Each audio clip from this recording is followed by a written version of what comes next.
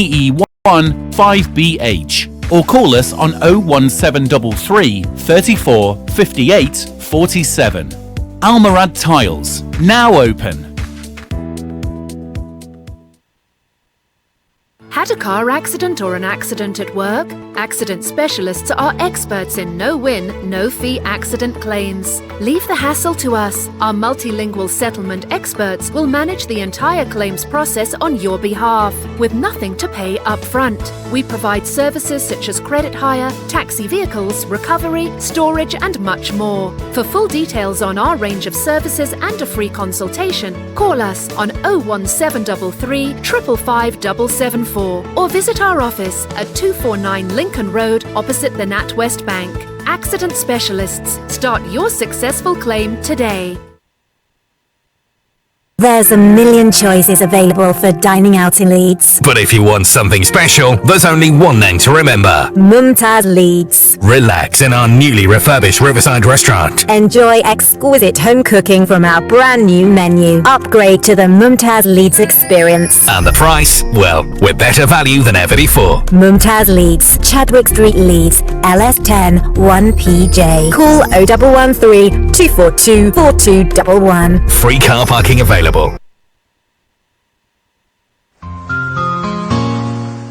अगर मूड हो मुस्तनद और मायारी देसी खाने का तो आजमाएं लिंकन रोड पर देसी रेस्टोरेंट। दिन का आगाज देसी नाश्ते के साथ हलवा पूरी, चने, निहारी, पाए, पराठा और आमलेट। हर रोज सुबह 7 बजे से दिन 1 बजे तक। एक मजेदार और स्वादिष्ट लंच के लिए कबाब, sandwich, tandoori dishes, balti dishes, biryani और बहुत कुछ। दिन 1 बजे से शाम 5 बजे तक हमारी खास डिशेस, देसी तवा या हमारी ताज़ा हांडी, 1 kg बेबी चिकन, लैम का गोश्त हड्डी के साथ। ऑर्डर पर तैयार कराएं। ईट इनसाइड, टेक वे के लिए फ्री डिलीवरी। पूरा मेन्यू देखने के लिए और ऑनलाइन ऑर्डर करने के लिए हमारी वेबसाइट पे जाएं desirestaurant.co.uk। 60 नशिस्तों की गुंजाइश के साथ और एक private function room, catering service भी दस्तयाब। डोंट फॉरगेट देसी restaurant, 298 Lincoln road, पीटरब्रो, PE1 2ND। Contact number 555795।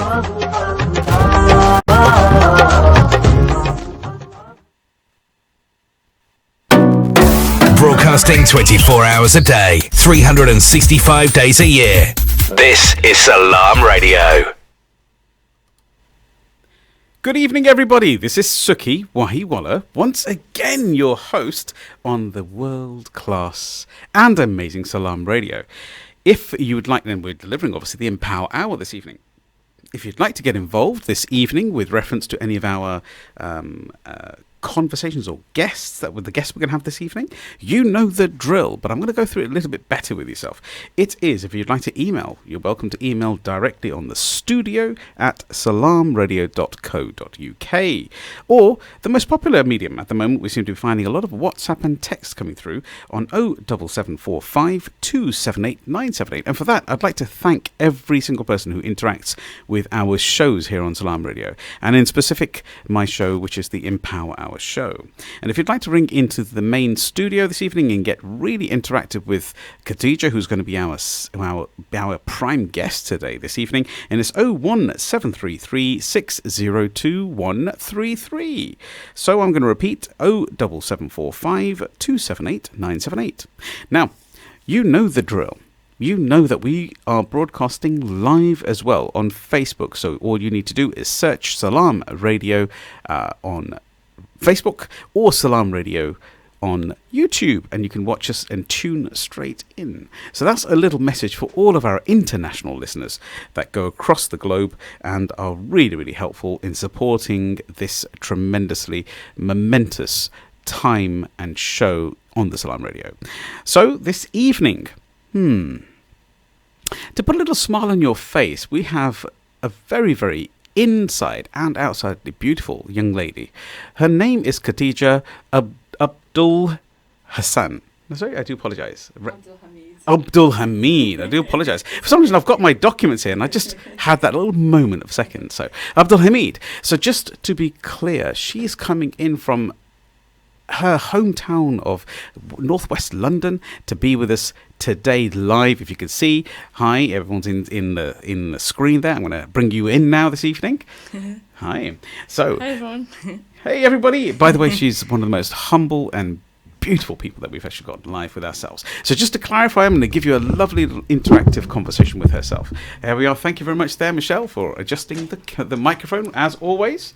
This evening, the show is something special. Now, we're getting close to Christmas time. And during the Christmas moments, there's a few things that we should think about within ourselves. It's not a time to be alone in life. It's not a time to be what we call self-isolating. So what's happened here is Khadija spent her whole life being in a place. She went through a very dark time in her life, but today I'm very, very glad to say that she is a real, true inspiration and somebody who I've chosen, I think, to actually work with in the future. So we're going to do some great work together, I'm very certain of. So give you a little background of Khadija. She has emigrated to the UK from Sudan in the Africas at the young prime age of 6. So knowing that English wasn't necessarily her first language, that was the first hurdle she faced in life as well. So if anyone's listening and is having a similar sort of conversation, when you start to hear about what this young lady's been up to, you will be truly, truly inspired. I can see her smiling behind that microphone as well. So there we are. So I'm going to be a little bit firmer at the moment and a little bit more sincere in this conversation, where she experienced, sadly, very deep bullying, which led to an inner depression, you could say, and then actually led to her actually being somebody who found what we call a release of tension and pressure through self-harm. Now, today she is an outstanding ambassador for the next generation, helping individuals, and I mean helping by thousands. She speaks, she talks written word, she writes poems. She's been a truly inspirational person who's gone through, struggled with studies to start off with, and then turned around today where she can stand very proudly and say that she has a degree in business administration as well. And today she is an award-winning social entrepreneur, published speaker, helping hundreds of thousands of people across the globe. Help me invite and welcome our amazing guest this evening, Khadija. Welcome, Khadija. Thank you for having me. It's an honor. Thank you. The honor's mine. And actually, do you know what? For the very first time ever, I have to apologize. I've got the name mixed up with somebody else. I had my brain for 30 seconds. Considering we were speaking for the last 2 hours, it's kind of funny, right? Isn't it? It happens. Please do forgive me. That's okay. Thank you very much, everybody. Okay, so this evening, we're going to get, as we always do, lovely and close with the guest on the Empower Hour. So, Khadija, you're not going to be in any which way let off lightly. I thought I'd let you know. That's okay. Nice to have this disclaimer in the beginning there. Disclaimer right at the start, right? By the way, we're going to keep it really, really close. You're going to have to get up with this one. But, Khadija, your story is truly humbling. And I have to say, honestly, it touched my heart when I first met you. We've had one of your mentors on this show as well. His name's Julian Hall. Mm-hmm, yeah. Correct. And he runs the Ultra Kids, if I remember. Yes. Hopefully he's tuning in this evening. Jules, how you doing? How you doing, Julian? And if I'm correct, he introduced me to you outside when I went over there, and we sponsored some of the actual students at the time, and introduced me to yourself as an individual who's mentoring other students. Is that right? Yeah, correct.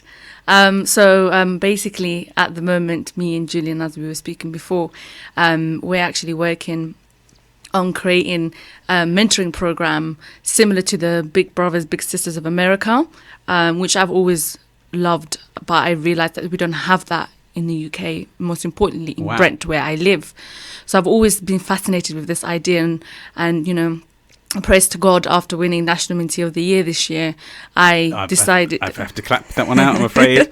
National Mentee of the Year. Yeah. This is 2019. This is March this year. Well, whoop, whoop, and well done, young lady. Thank you. So after that, I started thinking, and I was speaking to Julian about the idea, and I was like, why don't we start a mentoring program for young people in Brent? And if it goes really well, we can obviously expand it into other cities and other places as well. And may God bless that happen. Yeah, so hopefully. And we also had, the survey was amazing. A lot of young people say they want it. Obviously, fingers crossed now, we just have to apply for the funding, and hopefully we get the funding, and then it will be the pilot of God bless. Hopefully, yeah, God something bless. big. Truly inspirational, and I'm sure we're going to unravel an awful lot this evening as well. So before we go further and talk about what you're up to today, what I'd like to do is just get a little bit clearer with your journey so far, because I understand you've come from Sudan, yes, and your mother tongue obviously being Arabic in Sudan. So how did that affect you at the prime age of 6? That's a very good question. And I believe that, interestingly enough, when I was back home in Sudan, I used to be a loudmouth. I used to be, I know, at just 6. I'm not going to say I don't believe you. So I used to be a loudmouth, and I used to cause a lot of nuisance and trouble and whatnot. And I lost a big part of my confidence when I came here. I didn't know the language. And I think that sort of was part of sort of my story, in a sense that I lost my confidence in an alien place, let's say. And it took me a while before I learnt English. I think when I was in year 7, 8, I could fully speak English. Wow. And I think by then I had this whole different, personality, let's just say. And a lot of people say to me, you're quite different from how you used to be when you were younger. But I still have memories of being bullied from primary school because of obviously not knowing the language and stuff like that. So yeah. So just so that I can be helpful here, if anybody here is actually experiencing any kind of bullying, and I mean at school, so we have quite a young generation watching and listening to us these days on the Empower Hour. If you're feeling any kind of anxiety where individuals are bullying you, teams, or at school, it could even be, would you believe, at work, please do reach out and get help. It is not okay for you to stay silent about it. So do connect with the school teacher, and if your school teacher doesn't directly help you, then read right up to the headmaster. Do not hold back in any way at all. And in the work environment, go to the HR department and make it very clear it is not okay to be quiet about it. So I want to make that very clear for yourself. Please do continue there, Khadija. And in reference to your bullying, and what I really loved listening to here, and it's for the audience to hear as well, that you were a very lively character.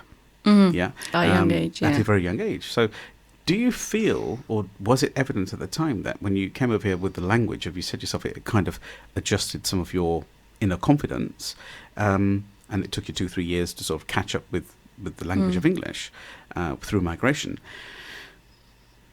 Do you feel that you've kind of captured that old you again now? No. No? No. Okay. I don't think I have, to be honest with you. And I'm glad, to an extent, I haven't. Because back in the day, they used to call me the Sudanese version of Dennis the Menace, literally. Oh, naughty person. I was naughty. I was bullying my teachers in school, stuff like that. So I was like the loud kid in the class. I loved attention. I loved talking to people, stuff. I genuinely heard my mom told me, I think after a certain age, so we came here in 1997, I think around 2002, 2003, when she thought it was safe because we're going back to Sudan for the first time since we came to this country. She goes to me, just to let you know, everybody was happy when you left the community. They literally threw a party. I was like, was I that bad? Like, when I go back... I'm sure that wasn't real and true. No, for real. Like, even I remember when I went back home, everyone was like, oh my God, Khadija's back, hide the kids. And I'm like, now when I look at myself, and I think a lot of people, they're quite amazed with the transition of who I've become and stuff like that, which is interesting. God bless you. And so I would say that you've probably captured what you wanted of your previous young self. Yes, I'm glad I had it. And I think what we have to do is sometimes we have to float the boat. You have to push your parameters just to try and understand where your happy medium is. Yes. Yeah. So I'm very, very happy that now you've actually found some of that old glow that you felt that you'd lost at the time. But it's a very serious conversation around the bullying period of time. So what sort of effect did it have on your life? Because you're one of, if I remember, one of 3 children, right? You're the eldest, if I'm correct. The eldest, 3 children. Yeah. So for me, I think obviously started off in primary school, like any young person coming to the country and not knowing the language. A lot of people get picked on. There was even a case a couple of months ago. Bless her heart, there's a Somali girl who got killed by a couple of girls from primary school because of that. God bless. So, it's quite something that's quite severe. And I think for me, it did a lot with my confidence. Let me tell you an interesting story. Please do. It was so bad. And I even wrote this. I did a blog for Muslim Vibe, and I wrote this in the story.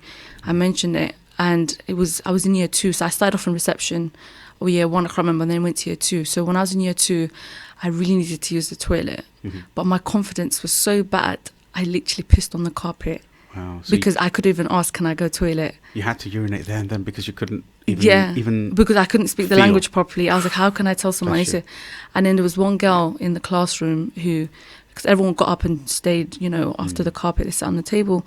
Teacher was like, get up, Khadija, get up. I was like, I don't want to get up. And there was one girl, and that's how I found out for the first time, that actually speaks Arabic.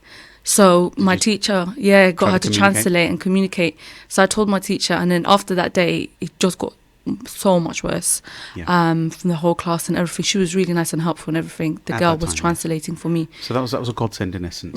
So an apology for the language earlier on in case it's offended anybody, but please, it was a conversation. In understanding, those sort of moments are kind of defining, aren't they? They really are. They kind of change the nature of yourself, and I can see clearly how.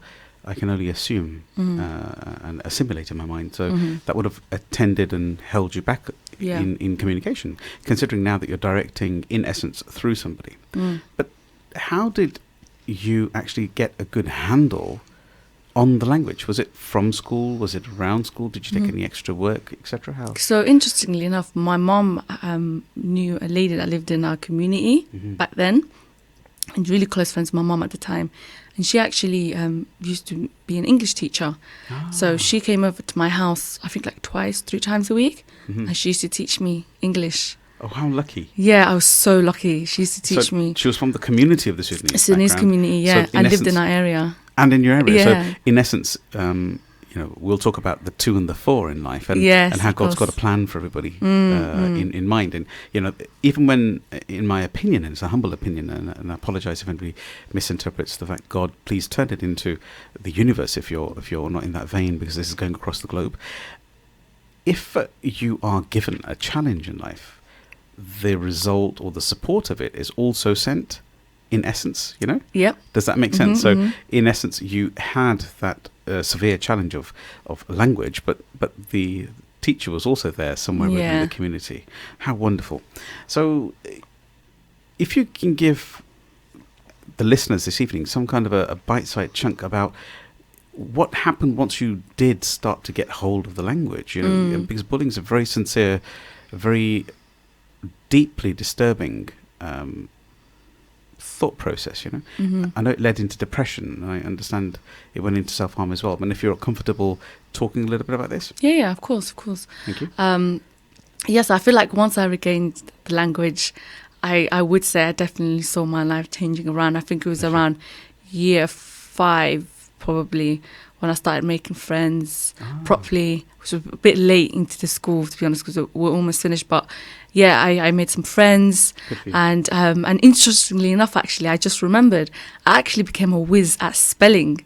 And I remember in year 6, every Fridays we would have spelling. I think it was like a particular hour in the day, and we would have spelling, and everyone would come. People who were actually born in the UK would come and sit next to me and befriend me just for that day, because they know that table was going to win. You're going to win. Yeah. Oh, how cool is so that? It's really interesting. So there's the proof of the pudding that with the effort and the focus, you achieved and excelled. Yeah, and then I think from then on, I just had friends, and I had like one friend I would just, like my best friend in primary school, which I'm still in touch with here and there, but so me and her used to literally hang around together all the time. And I think with her, support. Yeah, we had each other's support, because she had a bit of a barrier as well, but her English was still better than mine. I understand. In a sense, so we were there for each other and stuff. It's amazing to hear that you progressed and more importantly, you became the go-to person. So from somebody who's possibly been, interestingly, being somebody who's been bullied to somebody who's become the go-to person. So how did this evolve for you? Because obviously from there onwards, you obviously got a little handle on English, and obviously that was then helping you communicate with the host society. Yeah. The actual transition for yourself coming from Sudan here, if I'm just going to hark back a little bit, wasn't it? It was more along the line of the emigration happened due to your father getting a job here. Is that right? Yeah. So he came here to study for university and then got a job after. Well done. And then so then he just sent over for me and my mum to come. Which is an amazingly deep uprooting, isn't it? Yeah. Really. And were you the only child at the time?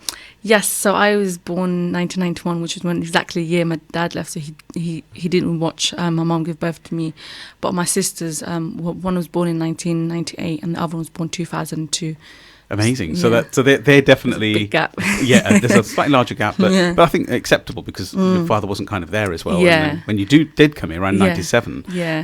then the two children were there. Yeah. Now, this is something that's very interesting to myself and very dear because I'm going to ask this question because I am also one of 8 children, and 4 of my siblings were born in India and 4 were born in the UK. In your context, you've got yourself born in Sudan, and then you've got your children born, your other 2 siblings born here in UK. Yeah.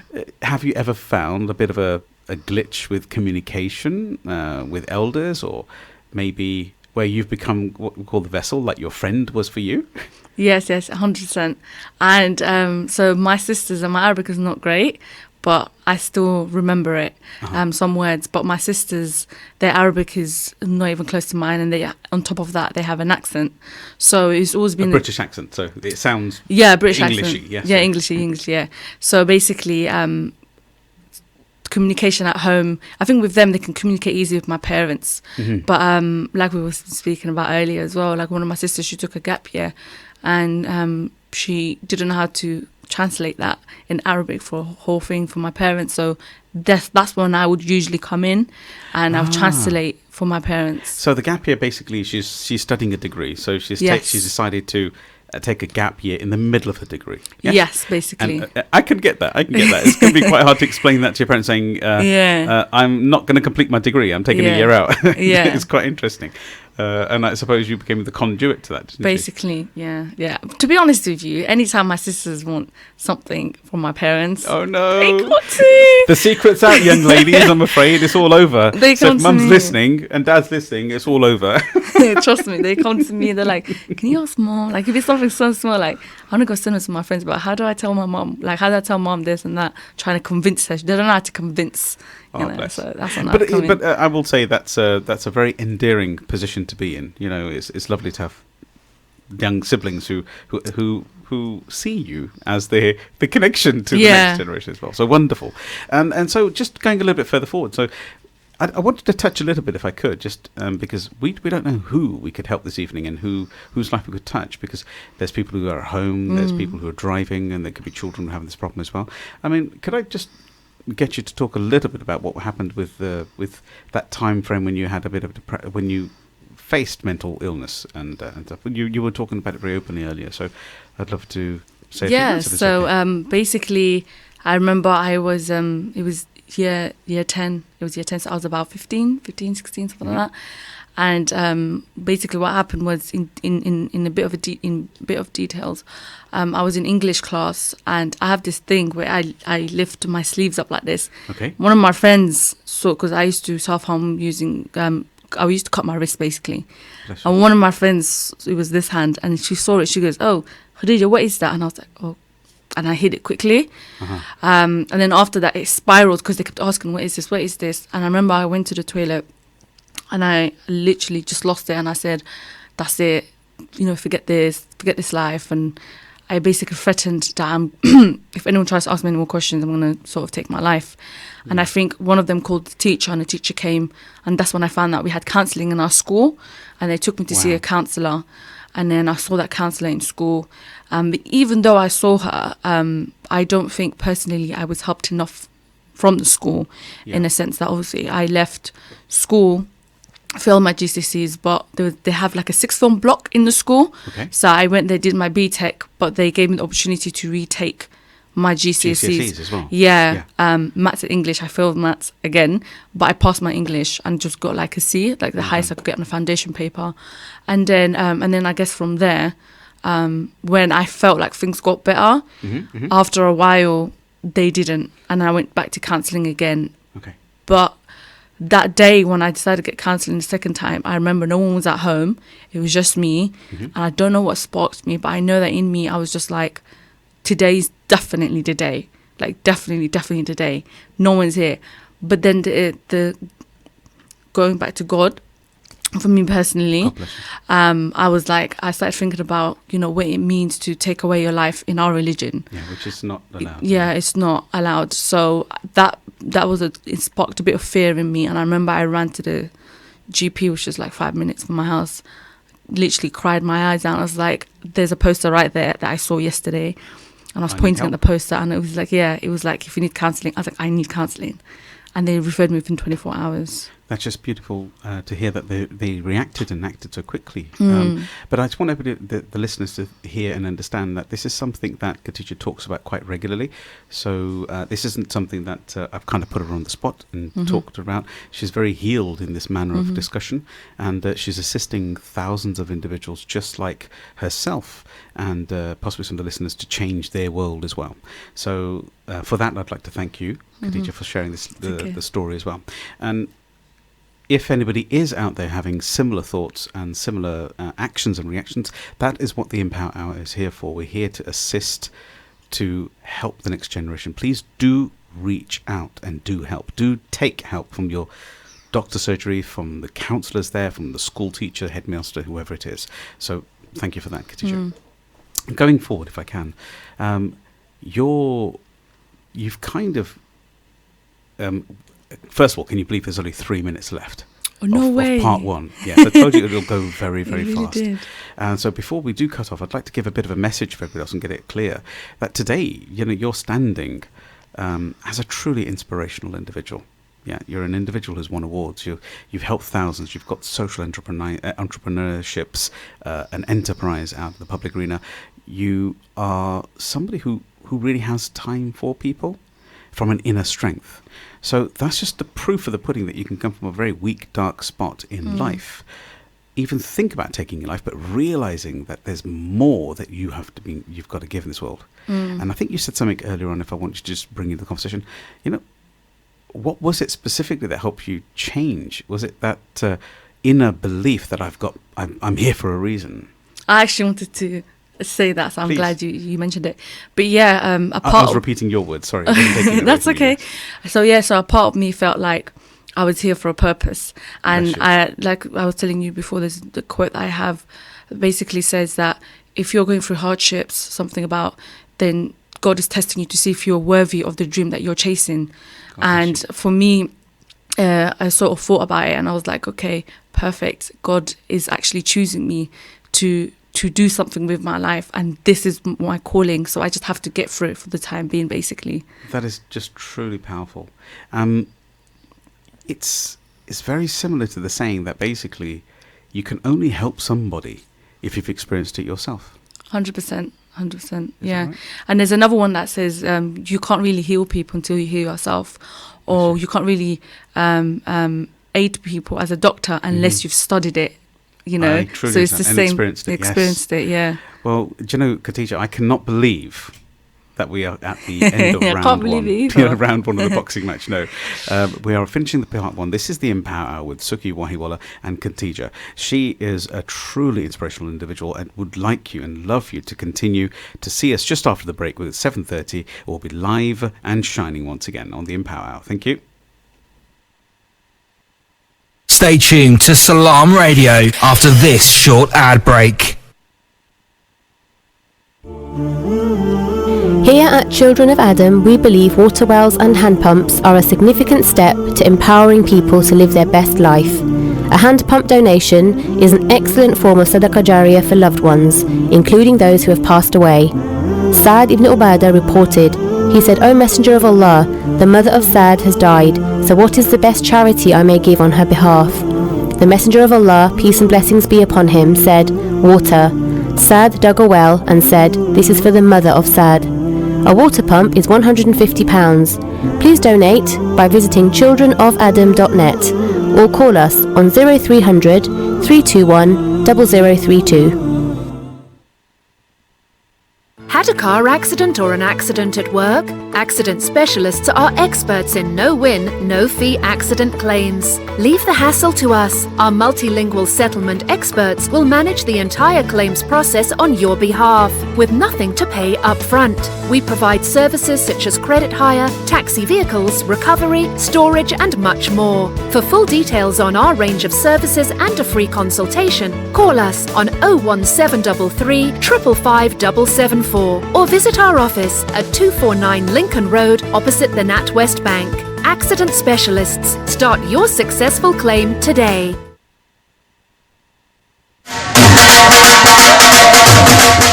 दोस्ता की परेशान है जरा कर है ना सारा सौदा मुक्या वा मुल्का विच पैसे भेजने हूं नहीं मार फूड वाले की फोन खड़का ते फ्री लोकल डिलीवरी कार मंगवा अलाता उथे कै स्पेशल आ उना की लबाई हाइजीन विच ग्रेड 5 चीजें चंगियां मियारी ते सस्तियां ते नाले ऑफरां ही ऑफरां और क्या ताजा गोश्त ताजी सब्जियां ते फ्रूट आटा चावल दालां मसाले ते जूस सारे बिल जमा करने गैस ते इलेक्ट्रिक ने टॉप अप भी करने पाकिस्तान पैसे बिल्कुल फ्री भेजने मतलब के ही चिड़ी ने दूध छड़ी ते हर शय लबनी जने ने आप उतरा Amar Food Store and Halal Meat 613B Lincoln Road Peterborough telephone 01733 687374.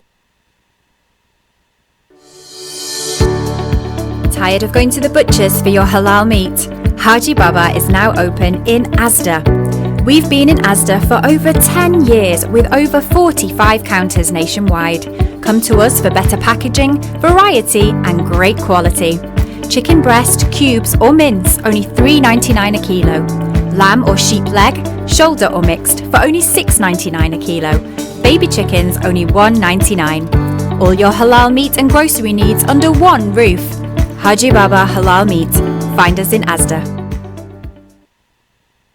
Feel like some great tasting chicken tonight? Great meal deals, wraps, burgers and sides. We've got it all at Chicken Palace. Call and collect at 302 Lincoln Road on 01733 702 447 or 8 Park Road on 01733 343750. Chicken Palace, open 11 a.m. till late. If you fall asleep at the wheel, you'll put your life in danger, and the lives of others as well. Before you feel tired, pull off the road into a services or other safe area. Drink some strong coffee, and take a quick nap while the caffeine kicks in. If you're having a nap, you've left your lights on, sir. Right, cheers. Think. Don't drive tired.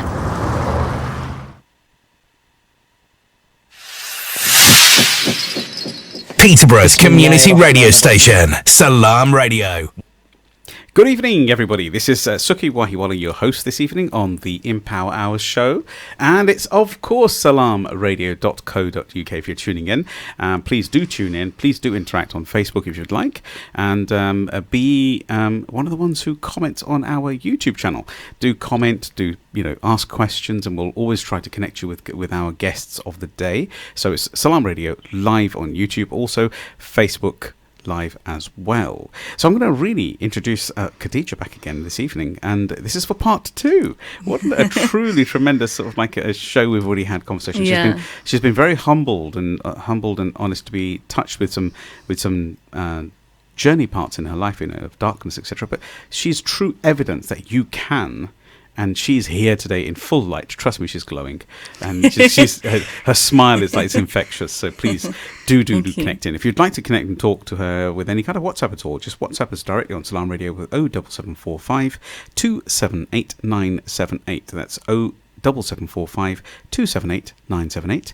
And if you're outside the UK, which a lot of our listeners are, please don't forget to put +44 in front of that particular number and take the 0 away. So Khadija, we're not going to spend much time chitter-chattering again. Now I know that you are multitasked and multi-skilled and just truly tremendous with your way of writing. But before we get to that particular side of writing, I'd like to just touch a little bit on kind of your study side of things, because you've obviously got a degree now, and you're assisting a lot of people, but it wasn't always like that, was it? No, it wasn't. To be honest with you, I didn't want to go through to further education because of personal experiences, high school, college, etc. But eventually I got round to it and I went to uni. So I got kicked out of college in 2010. I told everyone I left because my self-esteem was not amazing that time and I didn't want to feel more down. Mm-hmm. So I told everyone I left. But now I'm like, yeah, they kicked me out, You're okay about it now, yes. So 2010 I got kicked out. And then in 2013 I started going to college. Eventually, I was working on myself during that period. But I went to college in 2013 and it wasn't easy for me at the time because I just finished counselling in 2012, my second counselling I was talking about earlier when I went to the GP. And in 2013 I went to college. But even then, my first struggle, talking about what we were talking about before, when I was talking about my purpose and everything, it was so hard to find a job. So I ended up working in a restaurant for £3 an hour and for only Saturdays, and I got like £30, £40, and I would just use that to drive to college just for a whole year, just to get me by through to college. Goodness me. So, but the thing is, that proves to yourself the grit, the fact that you did make that effort. Even though you didn't come from plenty, you're in a position where you were determined to complete your education, so you do it by hook or by crook, whichever way it is. You actually worked every Saturday to afford that week. Yeah. Is that right? Basically, yeah. Oh, God bless you. Yeah, and perfect thing about being Muslim is I told my friends I was fasting. I'm like, I'm fasting today, therefore I was a really good Muslim. But I didn't want people to pity me, and I'm not that kind of person. I don't look for people to, some people are like that, that's okay, but I'm not. And so I did that, and then and there was times when I'll start like 10 a.m. in the morning, 9 a.m. and I'll finish at midnight or 1 a.m. the next day on Sunday. Wow. And bless my dad, who'll come like every morning, 12 midnight or whatever, and he'll pick you up. Yeah, every Saturday. Thank you, Dad, for that. Thank you, Dad. Thank you. So he'll come and drive me home and stuff. Yeah. But I pushed myself. You did it. And when I walked on that stage eventually, graduation day, before I walked in actually, I went to the toilet to calm myself because the tension was too much. Yes. And everything is like they say when people are about to pass away, they see everything. And I feel flash in front of them. Flashing, yeah, and I saw all the struggles I went through flashing right in front of me, and I was like, I'm about to go on stage, don't cry. And I actually cried. Oh, bless and you. I was like, we made it. Like when I say we, I'm talking about myself. And I was like, I made it. And it was a really, really good feeling. And then, but interestingly enough, going back to what we were talking about before, I never used to see it in that sort of light. But now every struggle that I have in life, I embrace it because I know at the end there's something waiting for me. Wow. So my mindset has changed now. Beautiful way of seeing life, and also the we element. I mean, the we is kind of like God within, right? So it's you and God together. Do you know what? That's a good way to put it. That's a very good way to put it. 100%. I heard you say we earlier on as well. So I want you to keep that one forever. Yeah, absolutely. Beautiful way of saying it. Thank you. First of all, congratulations for being on that stage, for not just yourself, but for everybody else who's been through a similar journey. Yep. Yeah. That's exactly what I was going to say as well, yeah. Yeah, and you're an inspiration. So I want you to continue talking. I'm not going to stop you for a moment. One of the things that I'd like to just point on a second is when you were going through the challenges of self-harm and stuff, that you were being counselled at the time as well. You were being counselled, and there was something specific that you said, that counselling took you so far, and then you started to look into one of your counsellors, actually, one of your very close friends now. She said very specifically to you, if I'm correct, that you should look into personal development. And you didn't know anything about it, so please do talk about this. So basically what happened, I did my 6-week session after I went to the GP. They referred me the next day in 24 hours, and I did a 6-week session. And then my counsellor said to me, your self-harm has gone from here to here, which is really good. Yeah, so it's gone down. It's gone down, basically. Sorry, yeah, it's gone dramatically down. So she was like, you can either have more counselling if you wish, or you can take tablets. And I was like, I don't want to do both. Is there a third option? She goes, we don't really give a third option. However, just for this case, you can work on your self-esteem. And I was like, that sounds interesting. I'm going to go with that. Wow. So I went with that. And then I went home, and then she was talking to me about motivation and stuff and personal development. So I went home and I Googled that. I went on YouTube and I wrote a motivation video. And the first video that came up was an Eric Thomas video. Eric Thomas, yeah, yes. And that's how I was introduced to personal development, just back in 2013 when I was just in college as well, during the time when I was working at the restaurant. So it was very interesting for me. And I've come a long way in terms of personal development. But what's interesting is in 2016, I started a YouTube channel called Dose of Inspiration. Wow. And the reason I called it Doses of Inspiration because I believe that it was the doses of personal development that got me here and not the doses of antidepressants. And that's the message I feel like I want to tell everyone else as well, or spread the word, let's say. That's just beautiful to hear. I just want to just expand on something if I can. So you had the choice of self-development. So just explain, because there'll be people here listening tonight and they won't even know what self-development is. I mean, Eric or any of the teams or, Tony Robbins or anybody who's inspired you, even humble me if I've managed to get into that space somewhere. But what exactly does it do? I mean, what did you feel and why did you choose that over the traditional routine? Sorry. That's okay. So I feel like for me personally, taking tablets, I've heard of side effects. And I'm also sort of person that said I'm not taking anything that I think would have a side effect on my body, which is why I don't smoke, etc. That's just a personal choice. So I said no. And the further counselling, I don't think I needed it, to be honest. I felt like I was good enough. And she did tell me I was, drastically went down and happy, which she was happy with me. So, but she obviously knew that I needed to improve. So I was like, fine, I'll go with self-esteem, which sounds really interesting. And I did need to work on my confidence. And you had the hunger. Yes, 100% had the hunger and the change. And I remember sitting in the office thinking, when this session is over, I can look back in a couple of years to this moment and be like, Khadija, you made it because I worked on myself. So that's what was going through my mind at the time. So that's a wonderful thought. And I just want to get very clear. So if anybody is on any kind of antidepressant medication, what Khadija's saying is not do not take your medication and have a side effect, because we're not qualified to share that information with you. But please just remember that even if you are on antidepressants and assisting yourself, because that does work and it does assist individuals to get themselves, to get the chemicals rebalanced. But looking at personal development of some format, that means an inspiration, something that motivates you to change something, is also additional and helpful. Basically. Is that right? Yes. That's exactly, Thank you. So just a question to yourself, and this is very, very, very important for me to share.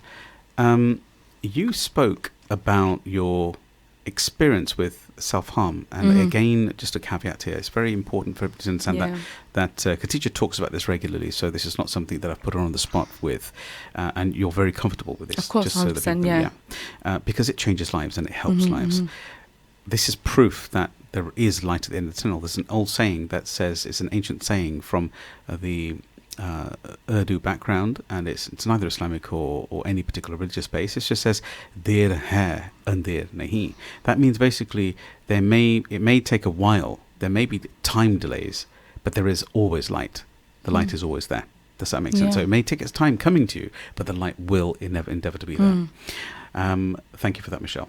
And so here's the point.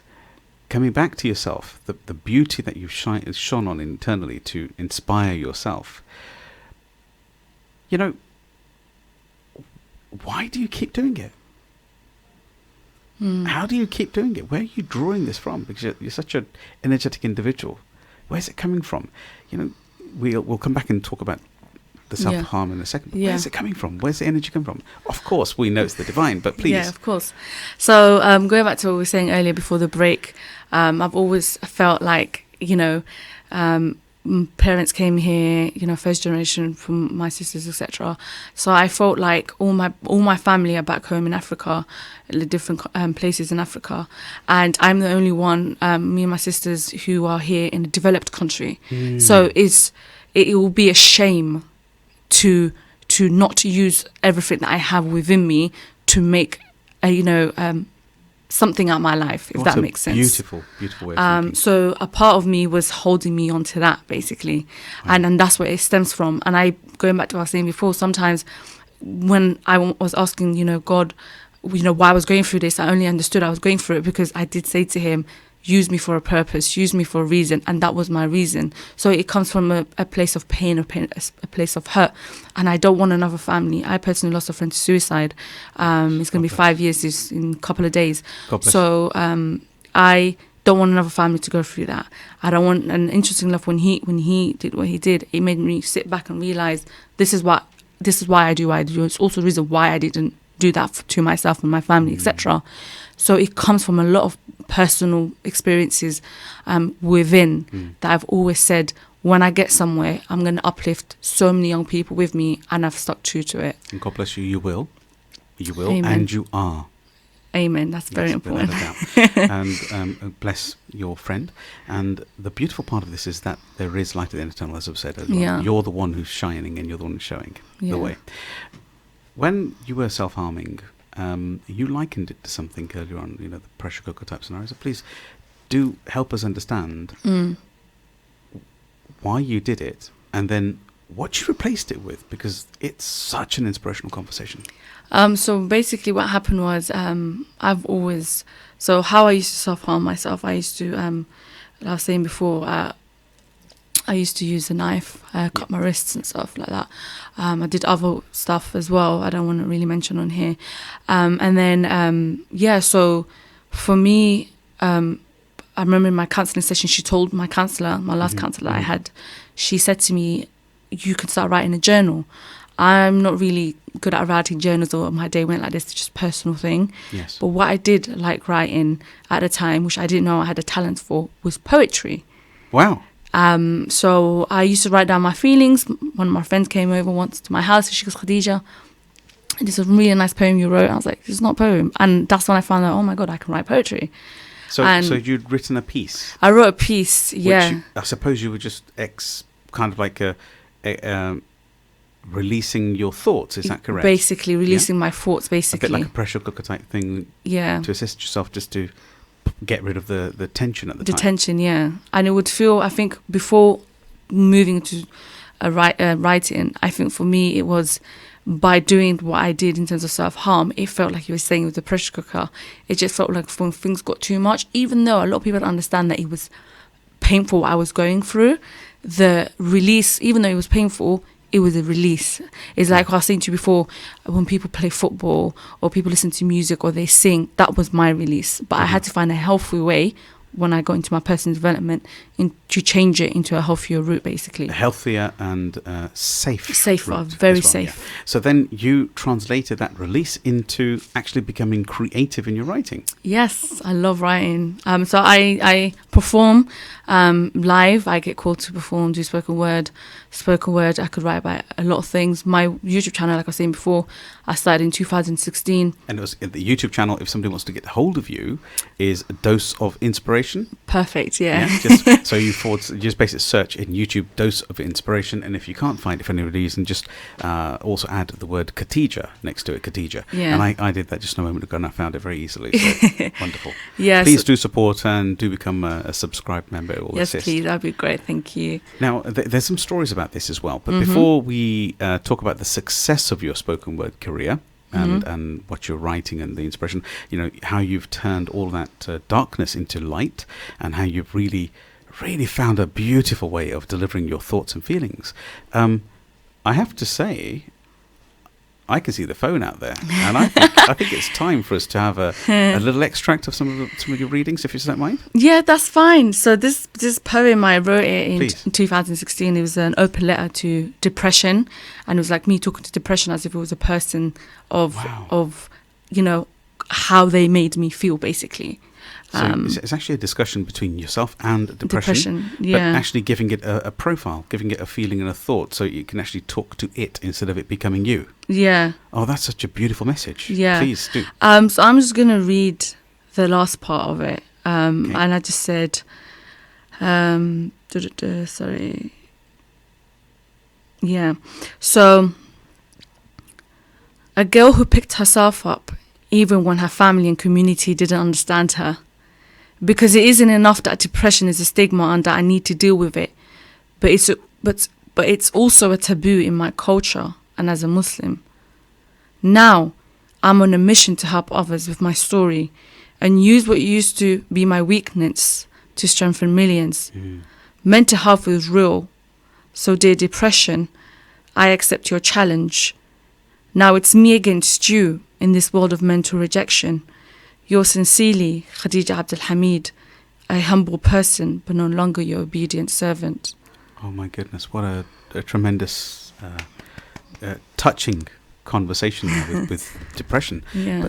But what a powerful message at the end there as well. I am no longer your servant. Yeah, because I really liked, do you know when people end emails, they always say you're sincerely, and when I Googled what sincerely meant, it meant that someone that's like an obedient servant to someone. I was like, that's interesting.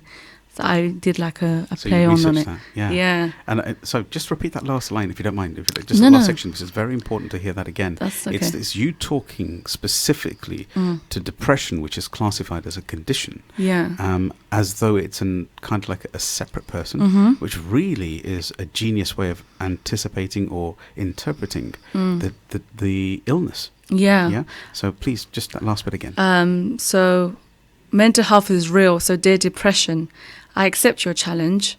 Now it's me against you in this world of mental rejection. Yours sincerely, Khadija Abdelhamid, a humble person, but no longer your obedient servant. God bless you. And may you continue to touch lives in equal ways. So this kind of spoken word is very, very much personal to yourself, which is, I assume, grappling individuals. Now, we did some statistical checks earlier on, and we anticipate that we believe that this particular one, which is called Dear Depression, is it? Dear Depression, yeah. So if anybody wants to listen to the whole of it, that's only the last extract of the spoken word poem. Yeah. But the whole thing's about 6 minutes long, and it's already accrued some like 5,000 views. Very, very much. Please do support Khadija and do watch it.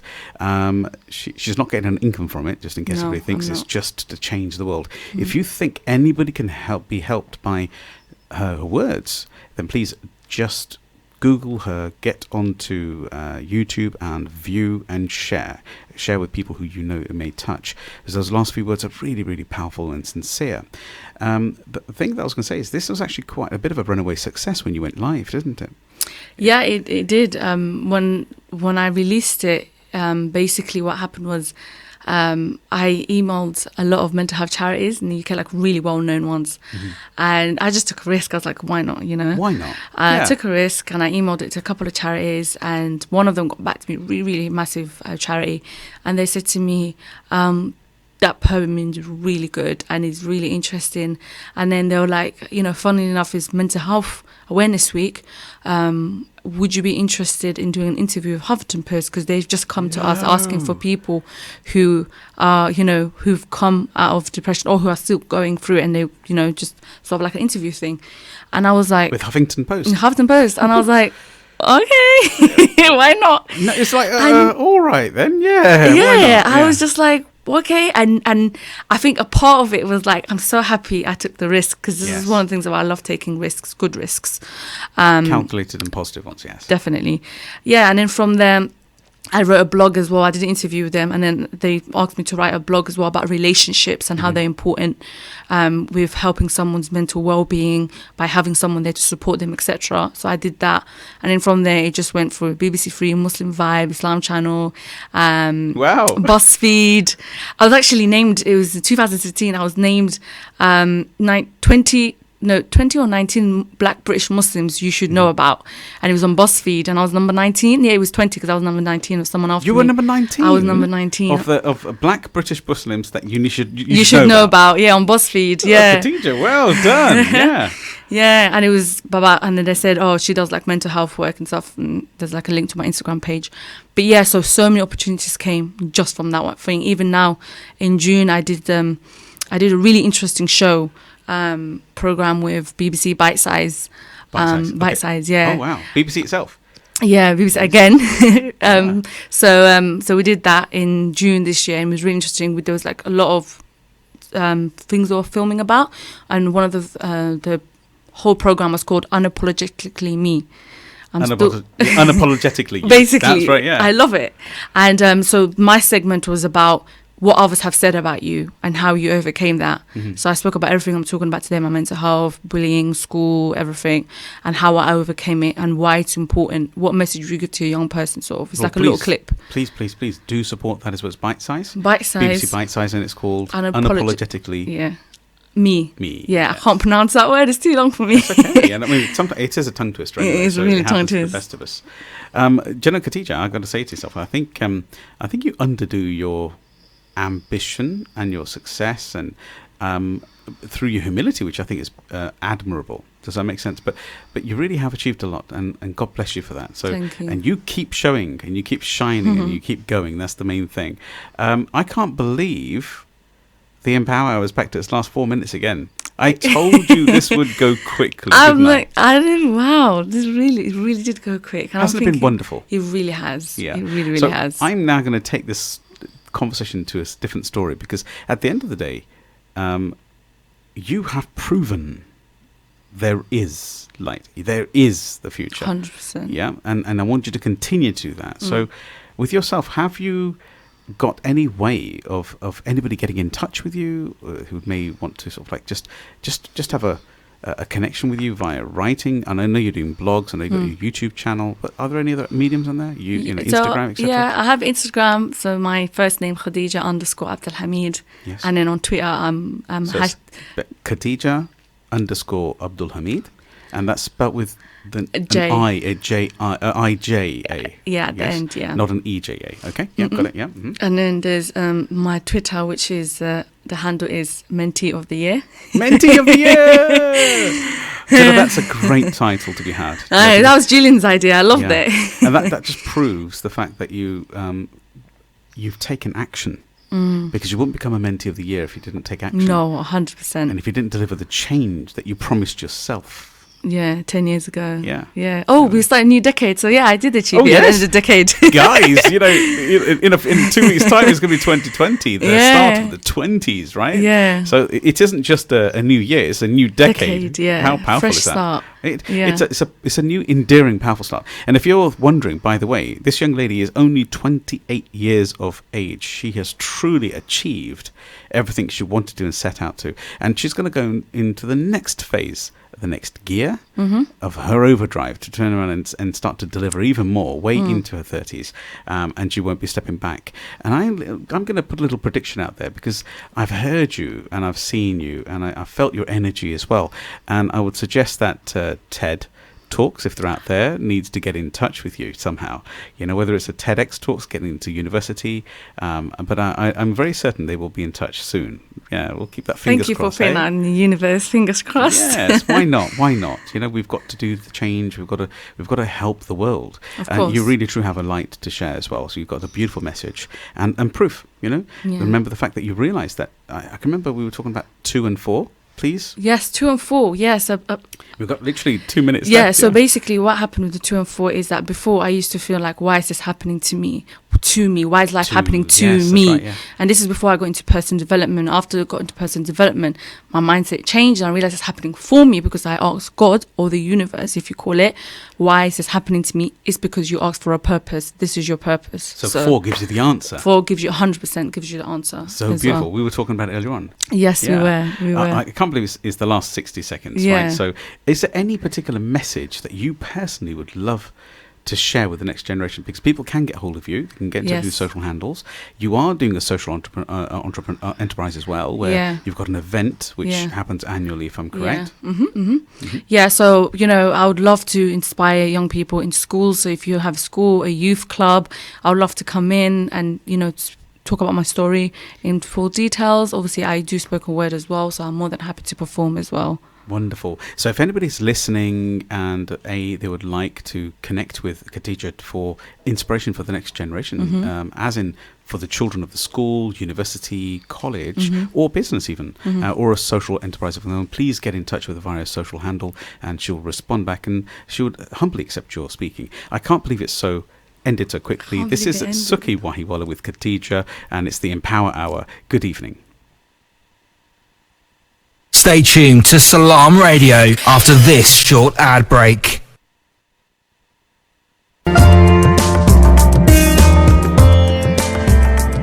Where can you get high quality and low prices?